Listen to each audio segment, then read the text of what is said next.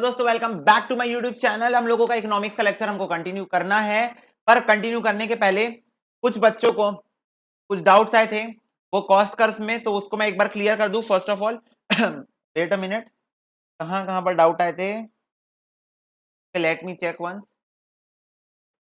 चलो देखो, सबसे पहला डाउट ये है कि प्राइस डिटरमिनेशन वाला कर्व नहीं समझ में आया। तो देखो ये मैं समझा रहा हूं, उसके भी पहले एक बच्चे को एक और डाउट आया है। ऑफ कोर्स ये डाउट बहुत सारे बच्चों को आया होगा, तो ये वाला डाउट भी मैं क्लियर कर देता हूँ। जस्ट 5 मिनट्स डाउट क्लियर करते हैं, फिर हम लोग कंटिन्यू करते हैं। डाउट वो था कि देखो, मैं तुम लोगों को बताया था कि अगर तुमको दिया है 25% of cost, anything like profit, profit is 25% of cost है, तो इसका मतलब ये कितना है 1/4 ऑफ कॉस्ट है। क्यों? क्योंकि 25/100 लेंगे परसेंट से उसको फ्रैक्शन में कन्वर्ट करने के लिए, तो 25/100 क्या होता है 1/4 ऑफ कॉस्ट होता है। तो अगर वो 1/4 ऑफ कॉस्ट है और तुमको अगर क्वेश्चन में सेल्स दी हुई है तो तुमको सेल्स के बेसिस पे निकालना पड़ेगा। तो सिंपल सी ट्रिक है कि ऊपर वाले को सेम लिख दो, ऊपर वाले को सेम लिख दो और नीचे वाले को ऊपर वाले से प्लस कर दो, यानी 4 + 1 कर दो। 4 + 1 = कितना हो गया 1/5 ऑफ सेल्स कर दो, ऐसा। ठीक है, अब देखो एक और चीज तुमको सिंपल सी बता रहा हूं। देखो कॉस्ट कभी भी कम होता है, जैसे मान लो कॉस्ट 10 रुपए होता है तो सेलिंग प्राइस 12 रुपए 15 रुपए होती है अगर हम प्रॉफिट में बेच रहे होते हैं, है ना। तो इसलिए इससे तुम समझ जाना कि जिसका डिनोमिनेटर छोटा है, ये देखो यहाँ 1/4 ऑफ कॉस्ट है, 1/5 ऑफ सेल्स है। ठीक है, अब मान लो 2/3 ऑफ सेल्स दिया है तुमको, 2/3 ऑफ सेल्स दिया है, तो मैं पूछा बेटा कॉस्ट पे बताओ कितना, तो ऊपर वाला सेम लिख दोगे और नीचे वाले को अब ऊपर वाले से माइनस कर दोगे। क्यों? क्योंकि तुमको सेल से कॉस्ट जाना है, तो अब माइनस करो, तो ये 1 ऑफ कॉस्ट हो जाएगा। ठीक है, मतलब 2x ऑफ कॉस्ट हो जाएगा। और वैसे ही अगर मैं बोलता 3/8 ऑफ कॉस्ट होता तो सेल्स पे कितना ये बताओ, तो ऊपर वाला सेम लिख दोगे लेकिन नीचे वाले में ऊपर वाले को प्लस कर दोगे, तो 8 + 3 कितना होता है 11 ऑफ सेल्स हो जाएगा। समझ में बात? मतलब तुमको कॉस्ट से सेल्स जाना है तो प्लस कर दो, नीचे वाले को ऊपर वाले से प्लस कर दो, क्योंकि तुमको उसको बड़ा करना है। कॉस्ट से सेल्स जा रहे हो मतलब बड़ा कर रहे हो, और सेल से कॉस्ट में आना है तो माइनस कर दो क्योंकि तुम उसको छोटा कर रहे हो, सिंपल। और ऊपर वाला हमेशा सेम लिखना है, तो ऐसे निकालते हैं। This is a simple trick. Equation जो है उसी का यूज किए, एक ऑफिशियल तरीके को अनऑफिशियल बनाया गया है। ठीक है, शॉर्टकट में लाने के लिए आंसर, एक ऑफिशियल तरीकों को अनऑफिशियल बनाया गया है। ठीक है, प्राइस डिटरमिनेशन में बच्चे को डाउट था कि प्राइस डिटरमिनेशन वाला कर्व समझ में नहीं आया। बेटा इसमें बहुत सिंपल सा है ये कर्व। देखो ये डिमांड कर्व है तुम्हारा, ये देखो ये डी डिमांड कर्व है और ये सप्लाई कर्व है। ठीक है, तो जहां पर ये टकराते हैं वहां पर से सीधा सीधा तुम लेके जाओगे, जैसे यहां पर देखो 3 आ रहा है, सीधा सीधा लेके जाओगे तो ये वाली जो एक्सिस है वो मेरा प्राइस शो करती है, ओ वाई एक्सिस क्या शो करती है, प्राइस शो करती है, और ओ एक्स एक्सिस क्या शो करती है, क्वांटिटी शो करती है। तो यहां से सीधा सीधा जाओगे तो जो प्राइस आ रहा होगा वो वाला प्राइस पे, नीचे सीधा सीधा होगे तो उतनी क्वांटिटी सेल होगी, मतलब 30 क्वांटिटी सेल हो रही है 3 रुपीज की प्राइस में। समझ में आया? तो ऐसे प्राइस डिटरमिनेशन होता है। जैसे मान लो यही कर्व थोड़ा सा और ऐसे टकरा जाती, ठीक है, तो यहाँ पर कितना है 10 है, यहाँ 20 है, यहाँ 30 है, यहाँ 40 है, यहाँ पर 1 है, यहाँ 3 है, यहाँ 4 है। तो देखो ये देखो, इसका मतलब क्या हुआ, इसका मतलब ये हुआ कि 40 क्वांटिटी सेल होगी 4 रुपए के प्राइस में। समझ में? मतलब जहां डिमांड और सप्लाई कर्व टकराते हैं वहां से सीधा जो ओ एक्सिस होगा उतना प्राइस होगा, और जितना ओ एक्सिस होगा उतनी क्वांटिटी होगी। ठीक है, समझ में? तो ये प्राइस डिटरमिनेशन का कर्व एकदम सिंपल सा है। ठीक है, बच्चों को एबनॉर्मल प्रॉफिट और एबनॉर्मल लॉस का भी कर्व एक बच्चे को नहीं समझ में आया, तो वो भी मैं समझा देता हूं। एबनॉर्मल प्रॉफिट एबनॉर्मल लॉस का कर्व भाई बहुत सिंपल है। देख ये तो एक्सिस बनाएगा, तेरे को पता है ए आर ऐसा होता है, तो पता है एम आर ऐसा होता है, मार्जिनल रेवेन्यू नेगेटिव भी चला जाता है।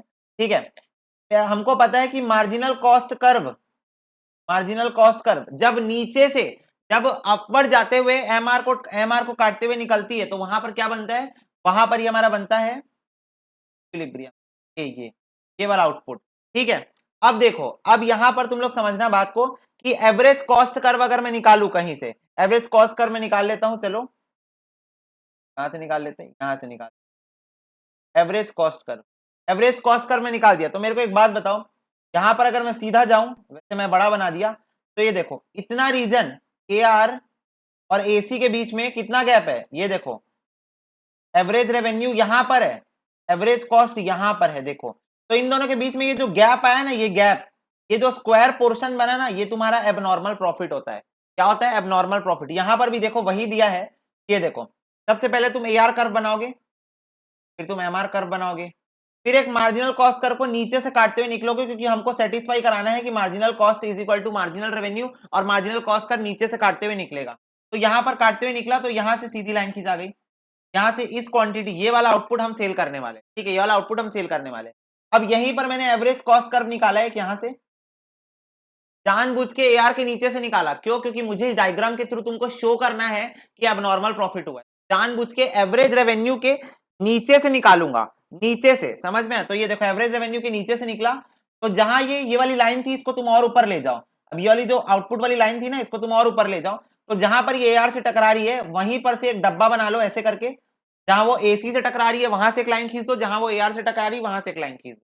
ये देखो, तो मिटा के दिखाता हूं, ये देखो जहां पर वो एसी से टकरा रही है, ये वाली लाइन जहां एसी से टकरा रही वहां से एक सीधी लाइन खींचोगे, एआर से टकरा रही वहां से एक सीधी लाइन, तो ये जो बॉक्स बनेगा यही तुम्हारा क्या है? एबनॉर्मल प्रॉफिट है। क्यों है भैया एबनॉर्मल प्रॉफिट? क्योंकि देखो ये एवरेज कॉस्ट है और ये एवरेज रेवेन्यू है, रेवेन्यू मतलब इनकम होती है, कॉस्ट मतलब खर्चा होता है, कॉस्ट जो है वो रेवेन्यू से कम है, ये रेवेन्यू है, ये कॉस्ट है, कॉस्ट रेवेन्यू से कम है, कॉस्ट रेवेन्यू से कम है, इसीलिए तुमको क्या हो गया? प्रॉफिट। और इसी का उल्टा एबनॉर्मल लॉस है, ये देखो कहां गया प्रॉफिट वाला ही सिचुएशन, ये देखो इसी का उल्टा, ये देखो यहां पर एवरेज कॉस्ट कर को मैं ऊपर से निकाला हूं जानबूझ के, ये देखो एवरेज रेवेन्यू है, एवरेज रेवेन्यू स्ट्रेट लाइन है, ठीक है, इसके ऊपर से निकाला हूं जानबूझ के, इसके ऊपर से निकाला हूं जानबूझ के, इसीलिए ये देखो यहां पर ये जो दिख रहा है कॉस्ट ज्यादा है, कॉस्ट ज्यादा है, रेवेन्यू कम है, रेवेन्यू नीचे है, कॉस्ट ऊपर है, तो ये क्या हो गया मेरा? एबनॉर्मल लॉस का सिचुएशन, एबनॉर्मल लॉस का सिचुएशन। और थर्ड सिचुएशन में, ये देखो थर्ड सिचुएशन में क्या हुआ, ये देखो ये जो एवरेज रेवेन्यू है लॉन्ग रन में ना, लॉन्ग रन में सिचुएशन देखने को मिलेगी, वो एवरेज कॉस्ट के बराबर हो गई इस लाइन के ऊपर, हम लोग को जज इस लाइन के बेसिस पे करना है, इस वाली लाइन के बेसिस पे, तो बराबर हो गई, मतलब no profit no loss situation, ठीक है। तो ऐसे तुमको इस बात को समझ, ठीक है। हमको नेक्स्ट पढ़ना था price determination under monopoly. Monopoly के अंदर 3 डिग्री का प्राइस डिटर्मिनेशन होता है, पता है 3 डिग्री का क्या क्या होता है? चलो पढ़ते हैं। If the seller charges different price from the different customer for the same thing or service, it is said to be a price discrimination. It is possible only in monopoly market and it's called discriminating monopoly. तो बोल रहा है जब एक seller customer को एक ही product का अलग अलग प्राइस चार्ज करता है, मतलब मैं गया 100 रुपए लिया, कोई और गया 200 रुपए लिया, कोई और गया 50 रुपए लिया, कोई और गया 80 रुपए लिया, कोई और गया 300 रुपए लिया, सबसे सेम चीज का अलग अलग प्राइस चार्ज कर रहा है, सबसे सेम चीज का अलग अलग प्राइस चार्ज कर रहा है, तो उसको मैं क्या बोलता हूं? उसको मैं बोलता हूं प्राइस डिस्क्रिमिनेशन। मतलब वो क्या कर रहा है? प्राइस डिस्क्रिमिनेट कर रहा है लोगों को देख के, मतलब कोई बीएमडब्ल्यू से उतरा 1000 रुपए, कोई स्प्लेंडर से उतरा 100 रुपए, कोई पैदल आया 50 रुपए, कोई नॉर्मल कार में आया i10 में आया 500 रुपए, तो प्राइस डिस्क्रिमिनेशन, समझ में बात? और ये कहां पॉसिबल है? सिर्फ मोनोपोली मार्केट पॉसिबल है, इसी को डिस्क्रिमिनेटिंग मोनोपोली कहा जाता है। देखो classification of price discrimination, professor Pigou has classified the price discrimination in 3 types. MCQ में आ सकता है किन्होंने क्लासिफाई किया, तो पिगो ने, ठीक है। Price discrimination of first degree, of second degree end of third degree, एक एक करके पढ़ते हैं, बहुत इजी। फर्स्ट डिग्री क्या बोलता है? If the seller charge the different price from the different customer on the basis of paying capacity of the consumer, it is said to price discrimination of first degree. Simple सी बात है, वो देखेगा paying capacity किसकी कितनी है, जिसकी ज्यादा कैपेसिटी उससे ज्यादा लूंगा, जिसकी कम है उससे कम लूंगा, जिसकी मिडिल क्लास लोग हैं मिडिल लूंगा, ठीक है। तो वो क्या देखता है? आदमी की पेइंग कैपेसिटी देख के प्राइस चार्ज करता है, तो वो कौन सा है? फर्स्ट डिग्री है। सेकंड डिग्री कौन सा है? in this case the seller charge one price up to a limit good purchase, after that the limit he charges another price, it is called price discrimination 7 degree. Second degree तो बोल रहा है एक limit set रहती है, जैसे मान लो 100 unit खरीदे तो वहां तक एक लिमिट सेट है, मान लो 10 रुपए पर यूनिट, 10 रुपए पर यूनिट, लेकिन जैसे ही 100 के ऊपर जाओगे, जैसे ही 100 के ऊपर जाओगे, मतलब 101 यूनिट लोगे, 101 यूनिट लोगे, तो वो प्राइस चेंज कर देगा, वो प्राइस चेंज कर देगा, तो उसको क्या बोलते हैं? डिस्क्रिमिनेट। और होप्स तो प्राइस कम ही करेगा, क्योंकि तुम बल्क में ले रहे हो तो प्राइस कम कर देगा, ठीक है। तो वो ये कौन सा डिग्री होता है? सेकंड डिग्री होता है, मतलब एक लिमिट तक वो फिक्स रखेगा, और फिर उसके बाद जैसी लिमिट क्रॉस होगी वो प्राइस को change. Price discrimination of third degree, irrespective of the paying capacity of the consumer and quantity of the goods purchased, if the seller charges the different price, it is said to be price discrimination of third degree. Simple सी बात है। The price discrimination of third degree was commonly prevailed in the society. बोल रहा है monopoly को ना मतलब है seller की पेइंग कैपेसिटी से, बायर की, सॉरी, ना उसको मतलब है बायर की पेइंग कैपेसिटी से, ना उसको मतलब है बायर कितना खरीद रहा है, मतलब उसको ना फर्स्ट डिग्री से मतलब है, ना सेकंड डिग्री से मतलब है, कुछ भी उल्टा सीधा जो उसके मन में आ रहा है, क्योंकि मोनोपोली है ना, मोनोपोली है, जो उसके मन में आ रहा है वो प्राइस चार्ज कर रहा है, तो इसको क्या बोलते हैं? थर्ड डिग्री बोलते हैं, ठीक है। तो irrespective of the paying capacity or the consumer and the quantity of the goods purchased, if the seller charge different price, it is said to price discrimination of third degree. तो वो किसी और ही basis पे, मतलब इन लोगों को छोड़ किसी और ही बेसिस पे वो प्राइस चार्ज करेगा तो उसको थर्ड डिग्री बोलते हैं। और जनरली कहाँ प्रीवेल होता है? सोसाइटी के अंदर प्रीवेल होता है। समझ में आई बात? फॉर एग्जाम्पल बोलूं, जैसे मान लो मूवी देखने गए हम लोग, ठीक है, मूवी देखने गए तो वहां पर क्या होता है, अब जैसे ट्रेन का भी एग्जांपल मैं यहाँ पर ले सकता हूँ, ट्रेन का भी एग्जांपल यहाँ पर ले सकता हूँ। सेम चीज के लिए जब मैं बोलता हूँ कि मेरे को बच्चे के लिए टिकट चाहिए, 10 साल से कम के बच्चे के लिए आई थिंक टिकट नहीं लगती, 5 साल या के अराउंड बच्चों के लिए, और 10 साल से कम के बच्चों के लिए हाफ टिकट लगती है। तो सोचो वही सेम ट्रेवल करना है, वही सेम ट्रेवल करना है, तो बच्चे को हाफ टिकट लग रही है, एडल्ट को फुल टिकट लग रही है, फर्स्ट एसी को अलग टिकट, सेकंड, मतलब प्रोडक्ट सेम है, प्रोडक्ट सेम है पर प्राइस अलग है। वैसे जब मूवी देखने जाते हैं तो बच्चों की, मतलब जो छोटे छोटे बच्चे होते हैं, चाइल्ड लोग होते हैं, उन लोगों की टिकट ही नहीं लगती, ठीक है। तो वही चीज है कि डिस्क्रिमिनेटली और अलग अलग सीट, जैसे मान लो सामने वाली सीट में बैठे तो सस्ती होती है, फिर उसके बाद तुम जाओगे गोल्ड में, पहले सिल्वर में बैठते हो, फिर गोल्ड में, फिर प्लैटिनम में, मतलब प्रोडक्ट वही है। प्रोडक्ट क्या है? Movie, movie is the product, पर अलग अलग तरीके से डिस्क्रिमिनेट किया जा रहा है प्राइस। तो वो चीज तुम समझो, तो वो तुम्हारा थर्ड डिग्री के अंदर आएगा, वो तुम्हारा थर्ड डिग्री के अंदर, मतलब it is not based on the paying capacity, it is not based on the quantity, it is based on some other factors, ठीक है। Condition for price discrimination: a monopoly firm can sell the same product at two different prices at two different group of buyers. This type of price discrimination become possible under the following circumstances. तो देखो circumstances क्या है, जहां पर वो price discrimination करता है, जहां सेम प्रोडक्ट को वो एक जन को सस्ते में एक जन को महंगे में बेचेगा। देखो different price elasticity of demand, तो देखो the monopolist charge higher price for the product in a market where price elasticity of demand is relatively inelastic. On the other hand, he charges relatively lower price in the market where the price elasticity of demand is relatively elastic.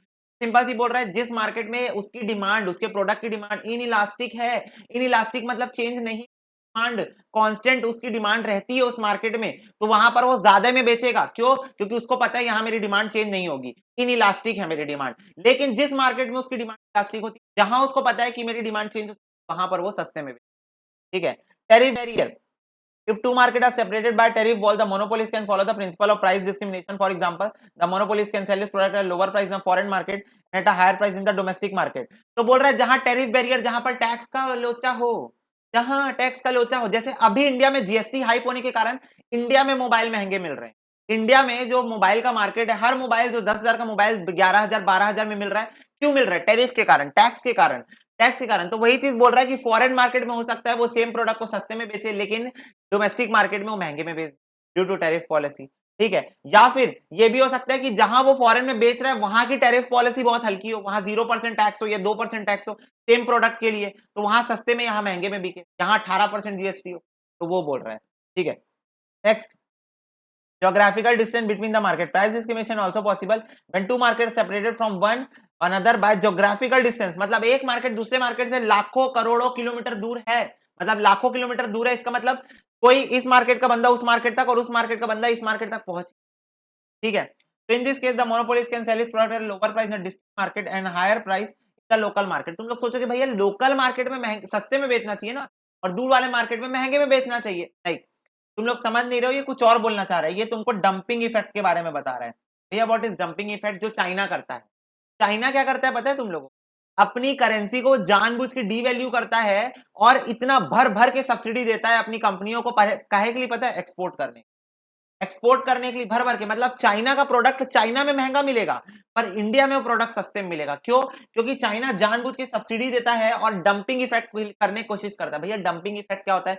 Dumping effect वो होता है जिसमें जो foreign country होती है वो किसी दूसरी कंट्री के किसी का कंपटीशन खत्म कर देती है, इतने सस्ते में दे देती है प्रोडक्ट। मतलब तुम लोग समझ रहे हो, उसकी एक तो करेंसी डिवैल्यू हो गई, ठीक है, प्लस इंडिया में बहुत ज्यादा टैरिफ नहीं है अगर वो एक्सपोर्ट कर रहे हैं प्रोडक्ट को, ठीक है, प्लस चाइना सब्सिडी दे रहा है तो कंपनियां मैन्युफैक्चरिंग करी, इतने सारे कॉस्ट एडवांटेज हैं, इतने सारे कॉस्ट एडवांटेज। सोचो 10 रुपए का प्रोडक्ट 2 रुपए में मिल जाए, 10 रुपए में जो प्रोडक्ट बन रहा है इंडिया में, वो प्रोडक्ट चाइना से लाएगा तो 2 रुपए में लाएगा। मतलब इंडिया में अगर वही प्रोडक्ट बनाओगे तो 10 रुपए खर्चा लगेगा, वही प्रोडक्ट चाइना से आएगा तो 2 रुपए का, 2 रुपए का प्रॉफिट मिला के 4 रुपए में बिकेगा। तो एक बात बताओ, क्या इंडिया की कंपनियां बंद हो जाएगी? यस। तो this is dumping effect. Domestic market में महंगा मिलेगा, फॉरेन मार्केट में, समझे? मतलब इंडिया का प्रोडक्ट जो इंडिया में बना है वो महंगा है, लेकिन जो चाइना से आ रहा है वो सस्ता है, ठीक है। तो ये चीज डंपिंग इफेक्ट कहलाती है, ठीक है। गूगल में इसके बारे में और सर्च कर सकते हो कि चाइना कैसे डंपिंग करता है और यूएसए कैसे उसके ऊपर रेस्ट्रिक्शन लगाता है डंपिंग करने से। Impossibility of resale of a product particularly service item. तो सिंपल सी बात है, जब मोनोपोली का जो जो सर्विस बेसिकली जो प्रोडक्ट तो यहाँ पर नहीं हो सकता क्योंकि प्रोडक्ट रीसेल हो सकता है। जैसे मान लो मैं किसी मोनोपोली से कोई प्रोडक्ट खरीदा तो मैं प्रोडक्ट अगर वो गुड है, अगर वो एक गुड है तो मैं किसको रीसेल कर सकता हूँ बाद में। लेकिन अगर मैं कोई सर्विस लिया तो सर्विस तो मैं रीसेल नहीं कर सकता ना। तो सिंपल सी बात है, मोनोपोली को पता है कि मेरी सर्विस और नहीं दे, मैं जो सर्विस देता हूँ कोई और प्रोवाइड नहीं कर सकता, तो इसीलिए मैं मोनोपोली प्राइस चार्ज करूंगा। समझ में आई बात? तो देखो, if it is not possible on the part of any buyer to resell the product sold by the monopolist, then the monopolist can easily follow the policy of price discrimination. This happens particularly in case of service sector. For example, a renowned doctor can charge different fees for rendering similar service to different people. Simple सी बात है, doctor अमीर आदमी से ज्यादा पैसा ले लेगा, उसको 2 3 4 बीमारी और बता देगा और उससे ज्यादा पैसा ऐड लेगा, लेकिन वही किसी गरीब आदमी से भी उसको पैसा लेना ही अल्टीमेटली, तो वो उससे पैसा लेता है और डिस्क्रिमिनेट कर सकता है, अमीर आदमी को लूट सकता है डॉक्टर, क्योंकि वो सर्विस प्रोवाइड कर रहा है और मोनोपोलिस्टिक तरीके से कर रहा है, क्योंकि रिनाउंस डॉक्टर है, बहुत मशहूर डॉक्टर है अपने शहर का। ठीक है। Ignorance of customer. If the customers remain ignorant about the difference in the price of the same product to different market, then also the monopolist can easily follow the। Simple सी बात है, अगर कस्टमर को idea नहीं है कि इस market में इस प्रोडक्ट का प्राइस सस्ता है, इस मार्केट में महंगा है, और वो महंगे वाले से खरीद ले, तो मोनोपोलिस्ट इसका भरपूर फायदा उठाता है और प्राइस प्रोडक्ट को महंगे में बेचता है। समझ में आया कि नहीं आया ना? Typical behaviour of the consumer. Some cases, a group of consumers consider higher price as an indicator of higher quality than so-called Veblen effect. Thus, typical behavior of the consumer create opportunity for the monopolist to follow the price. Simple सी बात है, कुछ ऐसे मूर्ख लोग होते हैं, और मैं इनको मूर्ख ही बोलूंगा, क्यों? क्योंकि उन लोगों को ऐसा लगता है कि भाई प्रोडक्ट महंगा है मतलब अच्छा है। ऐसा बिल्कुल भी नहीं है। रोड के भी प्रोडक्ट अच्छे हो सकते हैं, रोड के भी, बस सिंपल फर्क क्या होता है, अगर तुम उसको शोरूम से खरीद रहे हो तो शोरूम वाला वो 100 रुपए की शर्ट में तुम्हारा लाइटिंग का, एसी का, तुमको दिखाने का, वर्कर का, सबका चार्ज ऐड कर देगा, तो 100 रुपए की शर्ट 500 में मिलेगी तुमको। जबकि रोड में खरीदोगे तो अकेला बंदा बैठा है अपने शर्ट को फैला के 100 रुपए में वही शर्ट बेच रहा है जो वो बेचेगा। ठीक है, ब्रांड वैल्यू की बात अलग है। अब सही बात है, यूज ब्रांड है ना, वो रोड में नहीं मिल सकता। लेकिन बात यहाँ पर यह है कि तुम अगर नॉर्मल कैजुअल कपड़ा या फिर कोई भी प्रोडक्ट खरीदने जाओ, तो यहाँ पर ऐसा जरूरी नहीं है कि महंगी चीजें हमेशा अच्छी हो, जरूरी नहीं है महंगी चीजें हमेशा अच्छी हो। समझ में आई बात? तो this is all for this topic. Now price and output determination under monopolistic competition. Monopolistic क्या होता है, एक बार भैया जल्दी से याद दिलाओ। मोनोपोलिस्टिक मतलब होमोजीनियस बट डिफरेंशिएटेड प्रोडक्ट, मतलब सब लोग टूथपेस्ट बेच रहे हैं लेकिन टूथपेस्ट सबका अलग अलग है। पास आओ क्लोजअप है ना, डबल रात दंत मंजन दांतों को मजबूत बनाए, नीम की पत्ती, क्या आपके टूथपेस्ट में नमक है, ये सारी चीजें। तो क्या कर रहे हैं, पेस्ट ही बेच रहे हैं पर डिस्क्रिमिनेटेड तरीके से। तो डिमांड कर्व कैसा होता है, 2 टाइप का होता है, परसीव्ड होता है, प्रोपोर्शनल होता है। पहले प्रोपोर्शनल समझाऊंगा, उसके बाद परसीव समझाऊंगा।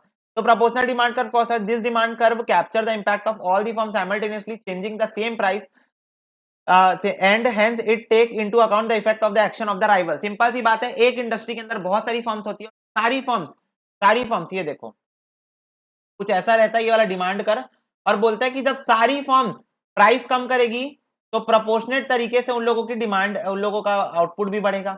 ये देखो पहले क्यू था, अब Q1 होगा। ये सारी फर्म्स का है, फर्म एज अ ग्रुप दिखा रहा है। ये वाला जो डिमांड कर्व है ना, ये ग्रुप डिमांड कर्व है, ग्रुप डिमांड कर्व है ये। ठीक है, ये ग्रुप डिमांड कर्व है। तो प्राइस कम करेंगे, सारे कम करेंगे, क्या बोल रहा है देख लो, यहां पढ़ लो ना। Simultaneously changing the same price, तो सारे लोग प्राइस चेंज कर रहे हैं, मतलब सारे लोग पहले 10 रुपए में, सारे 8 रुपए में आ गए, फिर सारे लोग चेंज करके 6 रुपए में आ गए, फिर सारे लोग चेंज करके 6 रुपए में आ गए, फिर सारे लोग चेंज करके 4 रुपए में आ गए। ठीक है, तो ये लोग क्या कर रहे हैं, साइमल्टेनियसली सब लोग चेंज कर रहे हैं, तो इसको क्या बोलते हैं, ग्रुप डिमांड कर। और तुम्हारा प्रोपोर्शनल डिमांड कर मतलब प्रोपोर्शनेटली तुम्हारा प्राइस भी चेंज होगा और क्वांटिटी भी चेंज होगी प्रोपोर्शनेटली। तो सिंपल लॉजिक है, ठीक है, कि यहां पर प्रोपोर्शनेटली चेंज होगा। लेकिन परसीव डिमांड कर क्या होता है कि मान लो कोई एक फर्म, बहुत ध्यान से समझना ना, मान लो कोई एक फर्म बोलती है कि नहीं मैं प्राइस कम कर लेती, मेरा डिमांड बढ़ जाएगा, मेरी क्वांटिटी, मतलब गेम खेलना चाह रही है, समझ रहे हो, बोलती है कि मैं प्राइस कम कर लेती हूँ, मेरा डिमांड क्या हो जाएगा, बढ़ जाएगा। तो वो क्या करने की कोशिश करती है ना, वो ऐसे ऐसे जाने की कोशिश करती है। इससे क्या होगा, जैसे मान लो वो अपना डिमांड P से P1 में लेके गई, तो उसका जो वो है, क्या बोलते हैं, जो मतलब ये P1 से, सॉरी, मतलब 8 से 6 में गई, 8 से 6 में गई, तो देखो अब समझो बात को, उसका ना ये बना है, this is perceived demand curve. ठीक है, ये परसीव्ड डिमांड कर्व। तो देखो यहां पर 6 में जैसी वो पहुंचेगी, मैं ये करता हूं ब्लैक पेन से, वो जैसी 6 में पहुंचेगी, ये देखो कि जो क्वांटिटी डिमांड है ना वो ज्यादा बढ़ जाएगी। क्यों? क्योंकि बाकी लोग का प्राइस सेम है, बाकी लोग के प्राइस से उसको फर्क नहीं पड़ रहा है, वो चुपचाप अपना प्राइस कम किया अपना क्वांटिटी बढ़ाने के लिए। पता है गेम क्या होगा? यहाँ पर भी एक गेम हो जाएगा। गेम ये हो जाएगा कि एक फर्म अगर सोच सकती है तो बाकी फर्म लोग सी तो नहीं लिखवाए हैं, बाकी फर्म भी सेम चीज सोच सकती है। तो जब एक फर्म ये चीज सोच सकती है तो सारी फर्म सोच सकती है, और किसी को नहीं पता कि वो भी यही सोच रहा है। सबसे बड़ा गेम यहाँ पर ये है कि मैं सोच रहा हूँ कि मैं प्राइस कम करूंगा, सामने वाला भी सोच रहा है प्राइस कम करेगा, पर वो सोच रहा है इसको नहीं पता, मैं सोच रहा हूँ उसको नहीं पता, पर हम दोनों को नहीं पता है कि हम दोनों एक साथ सेम चीज करने का सोच रहे हैं। तो अल्टीमेटली होगा ये कि सारी की सारी फॉर्म्स 8 से 6 रुपए कर लेगी बिना किसी को बताए चुपचाप, पर उनको नहीं पता कि भाई सब लोग यही सोच रहे थे। और अल्टीमेटली जो क्वांटिटी डिमांड है वो फिर से प्रोपोर्शनल डिमांड कर में पहुंच जाएगी। क्यों? क्योंकि ये फर्म फिर अकेले नहीं बेचेगी, फिर धीरे धीरे करके इधर खसकते जाएगा खसकते जाएगा खसकते जाएगा और वापस यही पहुंच जाएगा। क्योंकि सारी फर्म साइमल्टेनियसली क्या कर देगी? परसीव डिमांड कर अडॉप्ट करने की कोशिश करेगी, पर कर तो नहीं पाएगी, पर कोशिश जरूर करेगी। तो जब सारी फर्म करेगी तो ये वाला लॉ है, ठीक है। तो परसीव डिमांड कर्व यही बोलता है। तो देखो the demand curve show the different combination between quantity demand and price such that neither of the firm has any further initiative to deviate from this. तो देख रहे हो क्या बोल रहे हो? Neither of the firm has any further initiative to deviate. Deviate मतलब क्या होता है? Change, change from their decision. तो किसी का भी इंटेंशन नहीं चेंज करने का। क्यों? क्योंकि पता है कि सब लोग सेम चीज सोच रहे होंगे, और करे भी तो एट डाउन डे कहां घुस जाएंगे? वापस प्रोपोर्शनल, वापस प्रोपोर्शनल में आ जाएंगे। इंटेंशन होता ही नहीं चेंज, इनिशिएटिव करते ही नहीं, क्योंकि सबको पता है कि अल्टीमेटली फिर से कहां पहुंच जाएंगे? प्रोपोर्शनल पहुंच। समझ में ही बात? ठीक है। तो ये देखो, तो इसीलिए इसीलिए मैं तुमको बता रहा हूं इक्विलिब्रियम वहीं पर बनेगा जहां पर तुम्हारा ये देखो ये परसीव्ड डिमांड कर्व है, जहां पर तुम्हारा परसीव्ड डिमांड कर्व और proportional demand curve, proportional demand curve आपस में टकराएगा। क्यों? क्योंकि वहीं पर वापस से एक प्रोपोर्शनल चल रहा था, एक जन गणित बोला नहीं मैं गणित करूंगा परसीव बनाऊंगा, परसीव बनाते बनाते बनाते वापस वैसे ही आ जाएगा। तो जहां ही लोग वापस टकरा जाएंगे वो क्या बन जाएगा? तुम्हारा इक्विलिब्रियम। यही प्राइस होगा और यही क्वांटिटी होगी उस इंडस्ट्री की। समझ में आई बात? यही प्राइस होगी, यही क्वांटिटी होगी इस इंडस्ट्री। ठीक है। तो देखो when the perceived demand curve and proportional demand curve intersect then the price determination in monopolistic competition होता है। ठीक है। Equilibrium under monopolistic competition. अब इक्विलिब्रियम देखो कहां पर होता है। तो like the perfect competition market, the firm in the market also satisfy the two condition to reach equilibrium. Simple, MC is equal to MR, और MC कर्व जो है MR को नीचे से काट के निकलेगा। समझ में आई बात? तो MC और MR इक्वल होना चाहिए, और MC कर्व MR को नीचे से काटते हुए निकलेगा। समझ में आई बात? देखो अब समझना ध्यान से। ये देखो ये क्या है? एवरेज रेवेन्यू है।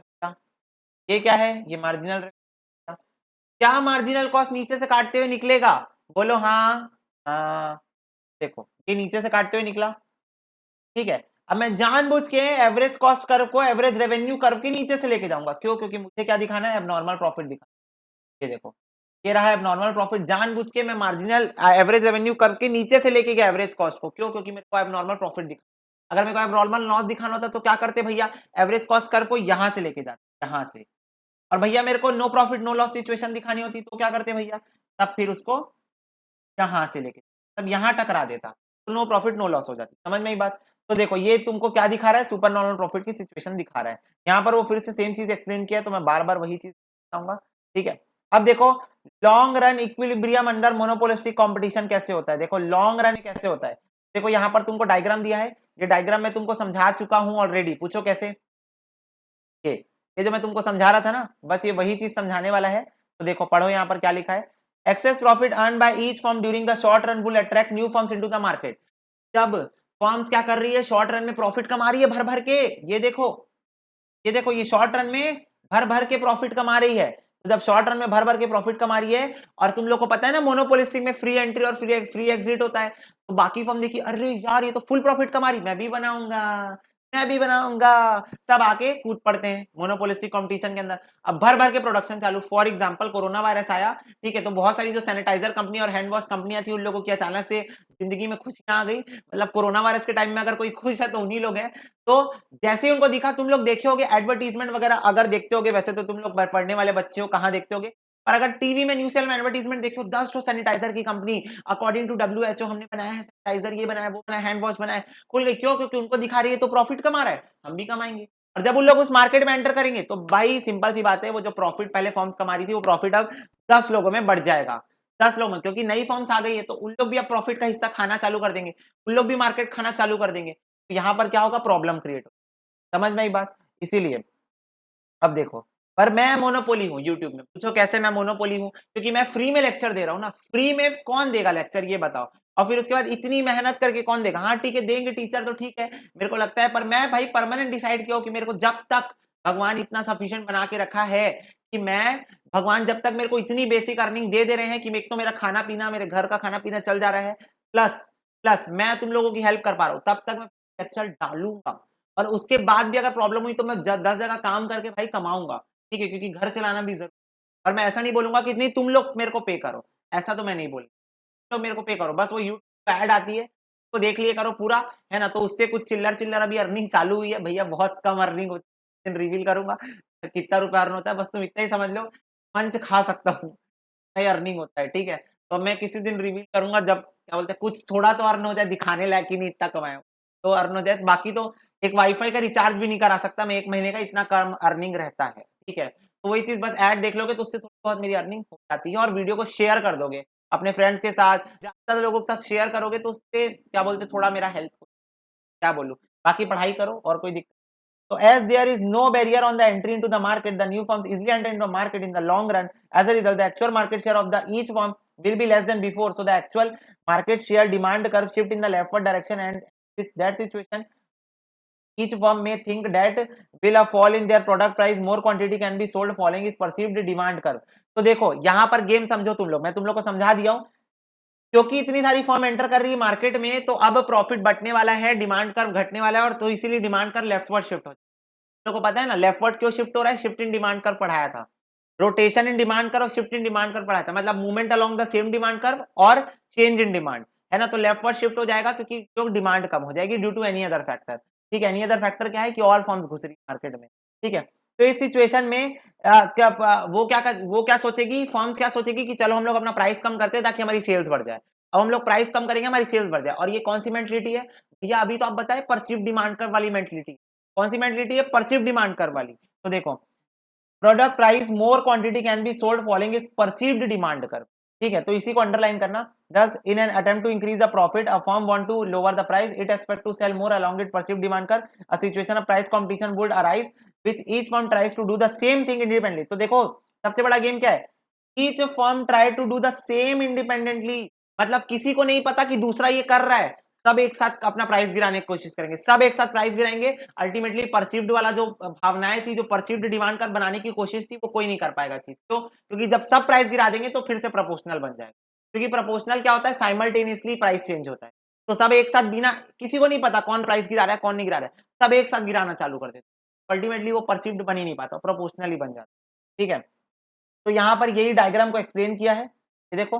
तो वही वही सेम चीज है, मैं कितने बार तुम लोग को समझाऊं। ये देखो एवरेज रेवेन्यू, तो मार्जिनल लेवल कार्ड से निकला, ये देखो एवरेज कॉस्ट कर्व, ये देखो no profit no loss situation, ठीक है? और ये देखो तुम्हारा ये जो डिमांड कर्व है, ठीक है? नया वाला जो प्रोपोर्शनेट बनेगा, नया जो प्रोपोर्शनेट डिमांड कर्व बनेगा वो ये है।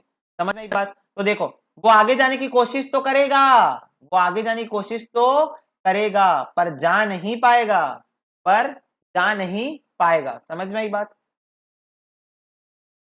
Selling cost and monopolistic competition, तो देखो बहुत जरूरी है भाई। सेलिंग कॉस्ट मोनोपोलिस्टिक कंपटीशन के अंदर हम लोग देखें क्लोजअप के ऐड में यूथ को अट्रैक्ट करने की कोशिश करते हैं, डाबर रेड पेस्ट के ऐड में बड़े बुजुर्गों को अट्रैक्ट करने की कोशिश करते हैं, जबकि मैं भी खुद डाबर रेड पेस्ट आयुर्वेदिक, ठीक है? और क्या बोलते हैं उसमें तुम्हारा कोलगेट वाले ऐड में पेरेंट्स को अट्रैक्ट करने की कोशिश करते हैं। तो बेसिकली सेलिंग कॉस्ट का एक बहुत बड़ा रोल यहाँ होता है, ठीक है? तो इसमें तुमको यही समझाएगा कि जो सेलिंग कॉस्ट रहता है वो भी यू शेप्ड रहता है, मतलब पहले जो तुम्हारा सेलिंग कॉस्ट रहेगा, जो तुम्हारा एडवर्टीजमेंट रहेगा, उससे तुम्हारी सेल्स बहुत बढ़ेगी, तो सेल्स आराम से सेलिंग कॉस्ट को शुरू में कवर कर लेगी। मतलब सेलिंग कॉस्ट इज मतलब सेलिंग क्या बोल सकते हो, selling is increasing at A decreasing rate, मतलब सेलिंग कॉस्ट जो है वो डिक्रीज हो रहा रहेगा, फिर एक पॉइंट के बाद वो कांस्टेंट हो जाएगा, फिर एक पॉइंट के बाद सेलिंग कॉस्ट इंक्रीज होना चालू हो जाएगा। तो यू शेप का होता है। और हमको पता है हमारा एवरेज कॉस्ट भी, ये सेलिंग कॉस्ट है, ये एवरेज कॉस्ट है, वो भी यू शेप का रहता है। तो जो एक्चुअल सेलिंग कॉस्ट आता है, जो एक्चुअल सेलिंग कॉस्ट आता है, वो ये दोनों को मिला के यू शेप बनाता है। अल्टीमेटली तुमको यही समझाएंगे यहाँ पर पूरे पैराग्राफ में।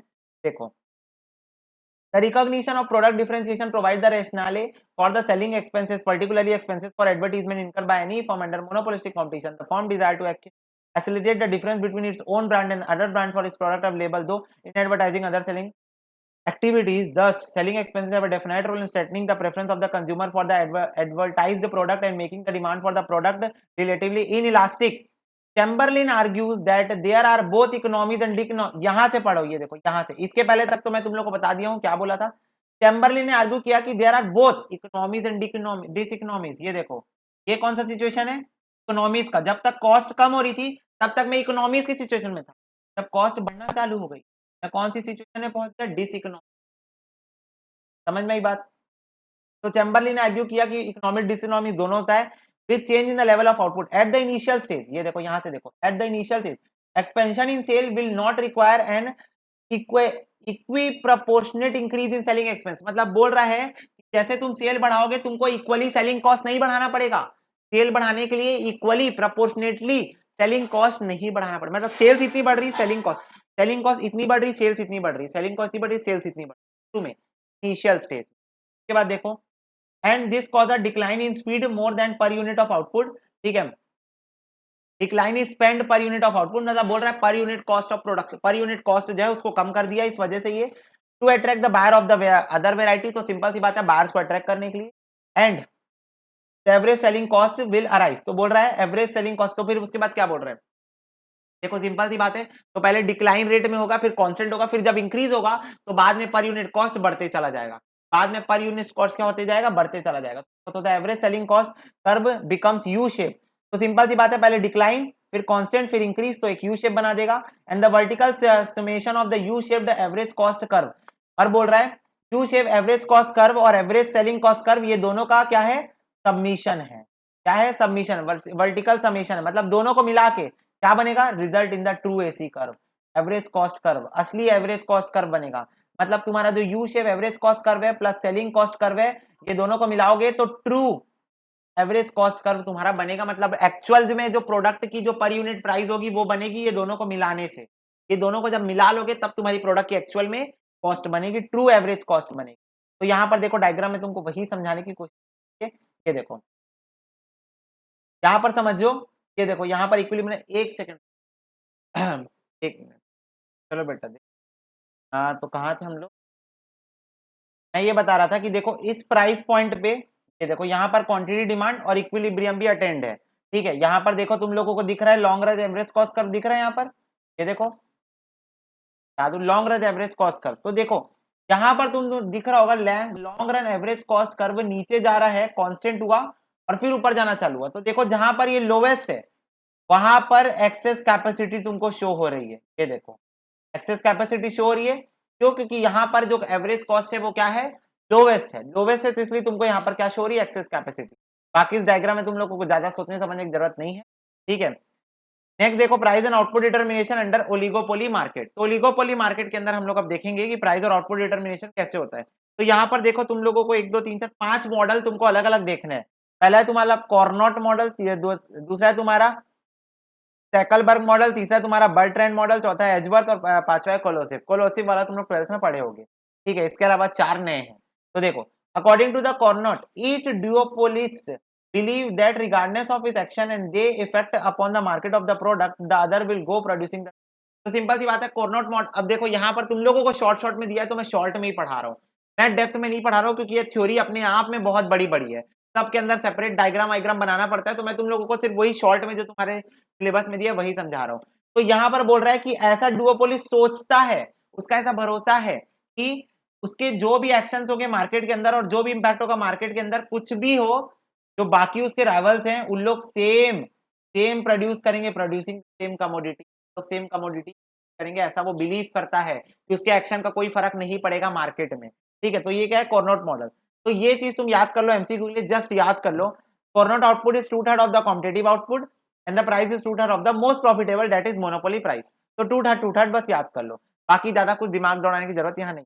टैकलबर्ग मॉडल क्या बोलता है, the producer under duopoly structure is incorporate the decision level of his rival if it then incorporates in its own profit function and thereby maximize profit। non-collusion is practice as large leader follower relationship emerges। तो simple सी बात है, एक कोई सी firm होती है पूरे market के अंदर, देखो सबसे बड़ी बात तो ओलिगोपोली है तो गिने चुने होंगे 5-10, ठीक है, पर एक कोई फर्म होगी जो बॉस का रोल प्ले करेगी। किसका रोल प्ले करेगी, बॉस का।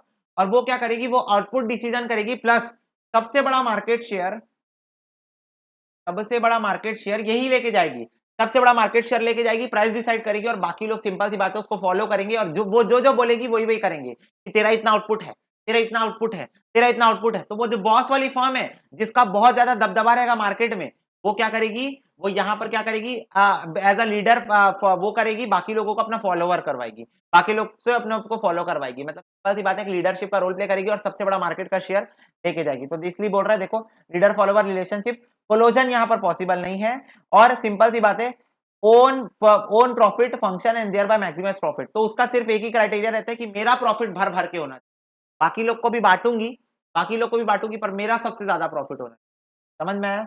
नेक्स्ट है बर्ट्रेंड का, according to this model each producer can always lower the price until the price is equal to the cost of production. तो सिंपल सी बात है, हर जो ये है यहाँ पर जो फर्म है जितनी भी लोग अपने प्राइस को इतना कम करते जाएंगे, कम करते जाएंगे कंपटीशन में रहने के लिए, पर कहां तक कम करेंगे, मैक्सिममली कॉस्ट ऑफ प्रोडक्शन तक। कॉस्ट ऑफ प्रोडक्शन जो है कम करेंगे तो लॉस होना चालू हो जाएगा, ठीक है। तो कॉस्ट ऑफ प्रोडक्शन तक कम करेंगे।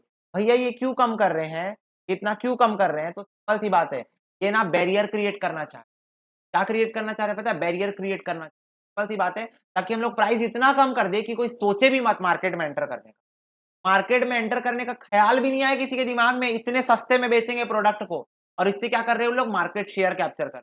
एक बार मार्केट शेयर कैप्चर हो, एक बार गुडविल बन गई, तो कोई भी आ जाए हमारा ही बिकेगा, कोई भी आ जाए हमारा ही बिकेगा। तो ऐसा इन लोगों का स्ट्रैटेजी होता है कि तो कम करते हैं, कॉस्ट तक प्राइस लाते हैं, मार्केट शेयर कैप्चर करते हैं, ताकि लोग, उस टाइम तो एंट्री बैरियर लगा ही दिए भाई, 10 रुपए का प्रोडक्ट 4 रुपए में बेच रहे हैं, चार बिना प्रॉफिट के बेच रहे 4 रुपए में, कोई आएगा ही नहीं, बोलेगा भाई प्रॉफिट नहीं है, क्यों आए हम इस मार्केट में, बैरियर लगा दिए। फिर उसके बाद मार्केट शेयर जब कैप्चर हो गया तो उसके बाद प्राइस बढ़ा के बेच। समझ में आई बात? Next, each duopoly is believed that his rival will continue to charge the same price as he is just doing, irrespective of what price he himself set in. तो no determinate equilibrium can exist under oligopoly। तो क्या बोल रहा है, ध्यान से सुनो। हर डुओपोलिस को ये लगता है, बिलीव करता है वो, उसका राइवल कंटिन्यू करेगा to charge the same price and he is just doing irrespective of what price he himself set in. तो बोल रहा है सिंपल सी बात है, ही इज डूइंग, देखो यहाँ पर क्या बोल रहा है, continue to charge the same price, मतलब उसका जो राइवल है, सबसे पहली बात तुम राइवल जो है, देखो राइवल कितने हैं, तो राइवल तो मार्केट हमको पता है कौन है, वो क्या करेगा, सेम प्राइस चार्ज करेगा as he is doing irrespective of what he himself sets. तो सिंपल सी बात है कि वो जो खुद सेट किया होगा प्राइस, जैसे फॉर एग्जांपल यहां पर ये बोलना चाह रहा है, जैसे मान लो ये दो फर्म है मार्केट के अंदर, डुओपोली है, दो फर्म है, तो ये वाला बंदा ना प्राइस सेट किया 100 रुपए, और ये बंदा डिसाइड किया था कि मैं 120 रुपए में बेचूंगा, ये बंदा डिसाइड किया था कि मैं 120, पर वो इसको देख के 100 रुपए कर दिया, वो इसको देखा, देखा जो तुझे यार मुझे भी लगा प्राइस कम कर दूं यार, ठीक है, तो वो इसको देख के 100 रुपए कर दिया। तो कितना इररिस्पेक्टिव ऑफ इसका खुद का डिसीजन, मतलब इसका जो खुद का डिसीजन था उसके अगेंस्ट में जाकर वो ये प्राइस डिसाइड किया जो इसका डिसीजन। सिंपल सी बात है, तो यही लिखा है, he is just doing irrespective of what he himself set in. तो उसने जो खुद सेट किया था उसको वो ध्यान में ना देते हुए, जो जो क्या बोलते हैं प्राइस, ये जो पहला डुओपोली चार्ज, डुओपोली मतलब क्या है, दो ही लोग हैं, डुओपोली मतलब क्या, दो ही लोग हैं, तो जो पहला बंदा करेगा वही दूसरा बंदा उसको फॉलो करेगा। तो ये कौन सा है, एजवर्थ मॉडल है, ठीक है, एजवर्थ मॉडल, ध्यान रखना। और फाइनल है collusive model, according this model cartel is form which form jointly price output with a view to maximize jointly profit. तो सिंपल सी बात है, पूरे शहर में सिर्फ 3 मिठाइयों की दुकान है, ठीक है, पूरे शहर में 1 2 3 मार्केट 3 मिठाइयों की दुकान है, तीनों तगड़ी गुडविल है मार्केट में, रॉयल स्वीट्स, दिल्ली स्वीट्स, मौसा जी, ठीक है, तीनों की तगड़ी गुडविल है मार्केट में, तीनों आए मीटिंग बैठाए, मीटिंग किए, कुछ नहीं भाई चलो कार्टेल करते हैं। क्या होता है कार्टेल, आउटपुट फिक्स कर देते हैं, प्राइस फिक्स कर देते हैं, तो इस जोन में बेचना, तो इस जोन में बेचना, इस जोन में बेचना, तो इस जोन में बेचना, तो मेरे कस्टमर तेरे जोन में नहीं है, तेरे कस्टमर मेरे जोन में नहीं है, किसके कस्टमर उसके जोन में नहीं जाएंगे, हम लोग अपना अपना जोन, अपना अपना आउटपुट डिसाइड कर लिया, अपना अपना प्राइस डिसाइड कर लिया, तो आप मोनोपोली बना, क्या बना दिए, मोनोपोली। किसके साथ, मांडवली कर लिए, साथ साथ में हाथ मिला के काम किए, दैट इज कार्टेल। इसको क्या बोलते हैं, कार्टेल बोलते हैं। समझ में आया, कार्टेल इलीगल है, ये भी बता दे रहा हूँ, कार्टेल जो है वो इलीगल है, ठीक है। यहाँ पर लिखा देखो, OPC countries from form a cartel, ठीक है। अब देखो प्राइसिंग की स्ट्रैटेजी क्या क्या है, तो पहला है कॉस्ट प्लस प्राइसिंग। तो देखो cost plus pricing is the simplest pricing method, बहुत सिंपल है, तुम लोग कॉस्टिंग में ये सीखोगे भी, ठीक है। The firm calculate the cost of product producing the product and add and percentage profit to that price to give the selling price. Simple सी बात है, फर्म ने 100 रुपए का प्रोडक्ट बनाया और बोली 10% का मेरे को प्रॉफिट कमाना है, तो 100 रुपए का 10%, 10 रुपए, 110 रुपए में बेचेगी, 110 रुपए क्या हो गया, सेलिंग प्राइस, ठीक है। 100 रुपए का कॉस्ट है, 10% का प्रॉफिट है तो 10 रुपए, तो 110 रुपए क्या हो गया सेलिंग प्राइस, क्या हो गया कॉस्ट प्राइस। ठीक है। लिमिट प्राइसिंग, तो सिंपल सी बात है, a limit price is the price set by monopolist to discourage economy entry into a market. The limit price is often lower than the average cost of production of just low enough to make entering not profitable. तो simple सी बात है, जो मैं तुमको ऊपर समझाया ना, वो यहाँ पर बोल रहा है लिमिट प्राइसिंग में क्या करता है, वो इतनी कम प्राइस सेट कर देता है कि एंट्री बैरियर क्रिएट कर देता है, एंट्री बैरियर क्रिएट कर देता है ताकि लोग एंटर ना कर सके और उसका मार्केट कैप्चर हो जाए, वो मार्केट अपना कैप्चर कर ले और लोग वहां पर एंटर ना कर सके, तो दैट इज लिमिट प्राइसिंग। ठीक है। नेक्स्ट है penetration pricing, setting the price low in the order to attract customer and gain market share. This price will raise later on the market share is gained. Penetration market मतलब तुम penetrate कर रहे हो लोगों को, मतलब तुम सस्ता दिखा के उन लोगों को अट्रैक्ट कर रहे हो, गुडविल बना रहे हो और गुडविल बनाने के बाद फिर उसको महंगे में बेच। ठीक है, तो that is penetrate market. Next है price discrimination, setting a different price for the same product in different segment to the market. For example, this can be done under different class such as ages for different opening time. Simple सी बात है, तो बोल रहा है अलग अलग market में अलग अलग लोगों से अलग अलग कॉस्ट प्राइस करना इज प्राइस डिस्क्रिमिनेशन। तो पढ़ के आए हैं। साइकोलॉजिकल प्राइसिंग, सिंपल सी बात है, pricing design to have a positive psychological impact. Simple सी बात है, मैं तुमको हूँ कि मैं 150 रुपए में दूंगा तो तुम लोग बोलोगे अरे बाप रे 150, पर मैं बोलता हूँ 149 में दूंगा। जैसे एक बात बताओ, कोई फोन रहता है फोन, ठीक है, तो वो 8,990 रुपए का फोन रहता है। आजकल फोन की प्राइसिंग ऐसी रहती है, तो क्या बोलते हो, मेरा दोस्त मेरे से पूछा भाई ये फोन कितने का है, मैं बोला कुछ 8,000 अराउंड का था, जबकि फोन कंप्लीट 9,000 का है। कंप्लीट कितने का है, 9,000, 10 रुपए बस कम है। लेकिन मैं उसको बोला कुछ 8,000 अराउंड का फोन है, तू ले ले भाई 8,000 के फोन, 8,000 के हिसाब से बहुत। तो क्या हुआ, मैं साइकोलॉजिकल इंपैक्ट हो गया मेरे ऊपर, क्या हो गया, साइकोलॉजिकल इंपैक्ट। देखो एग्जांपल यहाँ पर दिया है। ठीक है। डायनेमिक प्राइसिंग, अब flexible pricing mechanism made possible by advance India. Simple सी बात है, जो बहुत ज्यादा डायनेमिक प्राइसिंग पॉलिसी होती है, डायनेमिक मतलब क्या होता है, जो बहुत ज्यादा चेंज होते रहता है, ऊपर नीचे होते रहता है। और ये कैसे फैसिलिटेट हो सकता है, क्योंकि अगर मैं हाईटेक इंप्लॉइज और टेक्नोलॉजी का यूज कर रहा हूं तभी मैं इसको यूज कर सकता हूँ डायनेमिक प्राइस, क्योंकि मेरे को एडवांस इंफॉर्मेशन टेक्नोलॉजी चाहिए, जैसे फ्लेक्सिबिलिटी, जो प्राइस बार बार ऊपर नीचे हो रहा है वो सबको मेरे को मैनेज कर। प्राइस लीडरशिप, मैं तुम लोग को समझाया, एक फर्म राजा है, सबसे ज्यादा मार्केट शेयर है, वही प्राइस डिसाइड करेगी, बाकी लोग प्राइस वही डिसाइड करेगी, बाकी लोग क्या करेंगे, फॉलो करेंगे। ठीक है। नेक्स्ट है टारगेट प्राइसिंग, तो देखो pricing method whereby selling price of a product calculated to produce a particular rate of return on the investment for specific volume production. The target pricing method used most often by public utility like electricity gas company and companies whose capital investment is high like order. तो simple सी बात है, उन लोगों का एक target रहता है, इन्हें हमको इतना ही अर्न करना है, तो उस टारगेट को लोग पहले डिसाइड कर लेते हैं, उसके अकॉर्डिंग लोग आउटपुट और प्राइस डिसाइड करते हैं, क्योंकि उन लोगों का इतना रहता है कि नहीं यार हम लोग इतना इन्वेस्ट किए हैं तो हमको इतना रिटर्न चाहिए, तो लोग एक टारगेट सेट करते हैं, उस टारगेट के अकॉर्डिंग उन लोग आउटपुट और प्राइसिंग डिसाइड करते हैं, दैट इज टारगेट प्राइसिंग। ठीक है। एब्जॉर्प्शन प्राइसिंग मतलब सिंपल सी बात है, जितना तुम्हारा कॉस्ट लगा है प्रोडक्शन में उतना एटलीस्ट तुम रिकवर कर लो, जितना कॉस्ट लगा है प्रोडक्शन में एटलीस्ट तुम उतना रिकवर कर लो, दैट इज एब्जॉर्प्शन। ठीक है, मतलब तुम एब्जॉर्ब कर रहे हो, क्या एब्जॉर्ब कर रहे हो, कॉस्ट ऑफ प्रोडक्ट। ठीक है। तो method of pricing in which all cost are recovered, the pricing of method price of the product include the variable cost of each item and a proportionate amount of fixed cost in the form of cost plus pricing। ठीक है, cost plus pricing का एक format है जहां पर मैं variable cost पूरा cover करता हूं, प्लस फिक्स कॉस्ट उस प्रोडक्ट को बनाने में कितना लगा उतना रिकवर करता हूं। जैसे मान लो मेरे को 10 रुपए की इलेक्ट्रिसिटी लगी एक फोन बनाने में, तो इलेक्ट्रिसिटी क्या है, फिक्स कॉस्ट है, हर महीने इलेक्ट्रिसिटी भैया वो होता है ना, तो मैं बोल रहा हूँ भाई यूनिट यूज हुई उस बेसिस पे आता है ना, पर यूनिट तो इलेक्ट्रिसिटी का रेट जो सेम रहता है ना, तो बोलो कि पर यूनिट वेरिएबल कॉस्ट। चलो रेंट का एग्जांपल ले लो, तो मान लो मेरे को 2 रुपए का रेंट लगता है एक फोन बनाने में, एक फोन का जो हिस्सा है वो 2 रुपए आता है, this is what proportionate of fixed cost towards 1 unit of phone. एक यूनिट ऑफ फोन के लिए जो फिक्स कॉस्ट का प्रपोर्शनेट है वो 2 रुपए है। ठीक है, और उसका वेरिएबल कॉस्ट 100 रुपए है, 102 रुपए प्रोडक्शन लग गया, 8 रुपए का प्रॉफिट ऐड करके 110 में बेच दूंगा। ठीक है।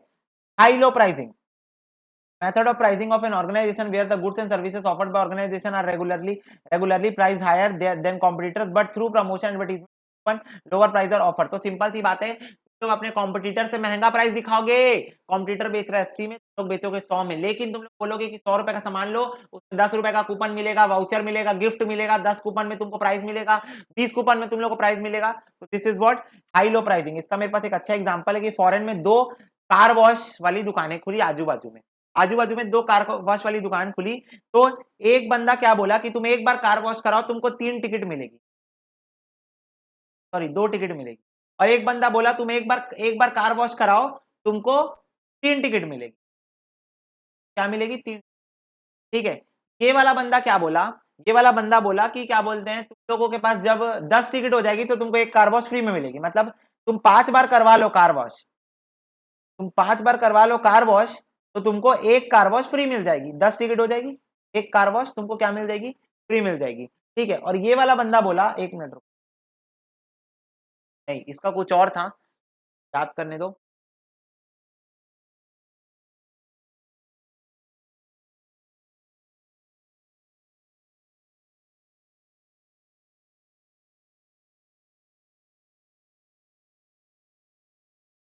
क्या था, 3 टिकट ही था, 3 नहीं था, 5 टिकट, 5, 5 नहीं, हाँ 5 टिकट था इसका। तो 5 टिकट था, तो ये बंदा बोला मैं 5 टिकट दूंगा, एक बार कार वॉश करो 5 टिकट। और तुम्हारी जब 50 टिकट हो जाएगी, जब तुम्हारी 50 टिकट हो जाएगी तो एक प्रीमियम कार वॉश फ्री मिलेगी। कार वॉश क्या होता है भैया, सेम कार वॉश, सेम। तो बताओ कितने बार कार वॉश करानी पड़ेगी, 10 बार। पता है तुमको ट्रैफिक यहाँ ज्यादा गया, ट्रैफिक यहाँ ज्यादा गया क्यों पता है, सिर्फ इसको देखिए कि भाई ये तो सिर्फ 2 टिकट दे रहा है पर ये तो 5 टिकट। मतलब कंज्यूमर्स को ज्यादा चाहिए, पर मतलब मोनोपोल, वो पढ़े हो ना, monotonic preferences. As a rational consumer, consumer always want more of a commodity because it offers him higher level of satisfaction. वो खा पाएगा कि नहीं खा पाएगा वो अलग फैक्टर है, और उसको ज्यादा चाहिए वो अलग फैक्टर है। सेटिस्फेक्शन के लिए उसको ज्यादा चाहिए वो अलग फैक्टर है, वो भले खा ना पाए, भले उसका पेट फट जाए, और उसको सेटिस्फेक्शन चाहिए, उसको ज्यादा मिलेगा सेटिस्फेक्शन। तो ये बात हुई यहाँ, समझ में आया। तो that is high low pricing.